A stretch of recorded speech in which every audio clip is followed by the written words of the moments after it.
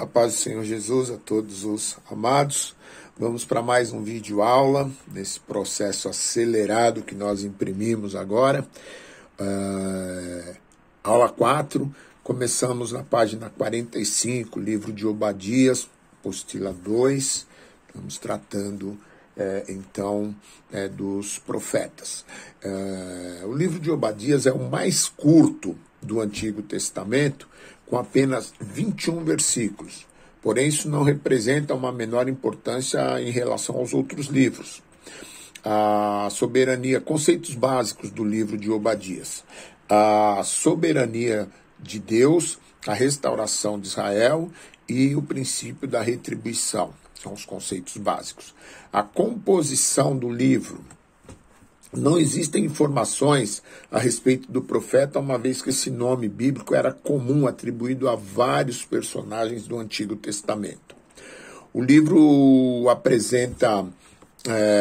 não apresenta menção alguma ao contexto da época, nem inclui qualquer informação a respeito do profeta. Apenas suspeita-se que ele era originário de Judá.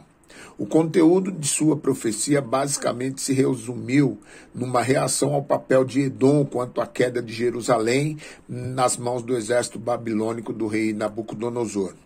Quanto à escrita do livro de Obadias, situar Obadias após a queda de Jerusalém parece ser a opção mais favorável, já que a conquista total da cidade, descrita no versículo 11, é mais bem explicada pela invasão de Nabucodonosor, com o cerco e pilhagem da capital de Israel.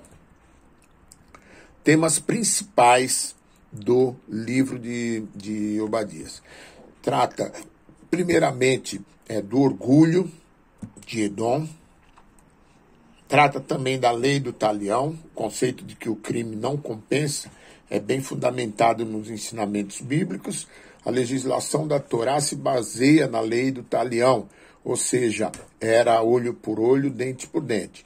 Em resumo, o castigo por atos criminosos será realizado proporcionalmente ao delito.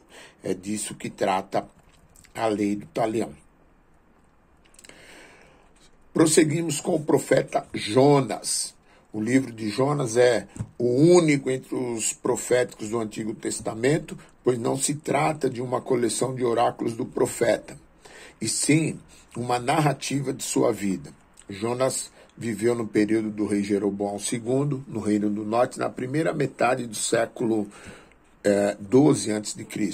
Nesse livro encontram-se 3 conceitos básicos: o direito de Deus de realizar atos de compaixão, a tendência divina de oferecer outra oportunidade, o prazer de Deus em pequenos avanços na direção certa.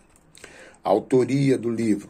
As suspeitas que Jonas tenha vivido no século 8 a.C., mas há controvérsias quanto à datação do livro. Alguns defendem no século 8, ou enquanto outros estudiosos datam sua escrita do século 5, sendo esta última importante para compreender a mudança de direção no estilo profético de Jonas. Contexto da época. Os fatos ocorreram na primeira metade do século 8 a.C., diferentemente do século anterior, 9 a.C., o Império Assírio já não representava uma grande ameaça. Dessa forma, Jeroboão II conseguiu reconquistar boa parte do território pertencente a Israel desde a época de Davi e Salomão, renovando as alianças comerciais e recuperando parte da prosperidade vivida há tempos. Mensagem e propósito do livro. Se escrito no século V, o livro de Jonas tem o propósito de apresentar uma significativa mudança na função da profecia no período pós-monarquia e se arrisca a tratar do tema do mistério de Deus. Profecia. Existe uma perceptível diferença entre Jonas e os demais profetas. Isso porque no discurso de Jonas não existem acusações, mas o livro todo enfatiza a possibilidade e o desejo de arrependimento, assim como a natureza misericordiosa de Deus. Segundo alguns estudiosos, isso aconteceu graças à mudança do discurso profético no século VI em diante, que anunciava com maior ênfase aquilo que Deus estava prestes a realizar, conclamando todos ao arrependimento e combatendo a doutrina da retribuição, pois reconhecia que o perdão é possível também ao injusto.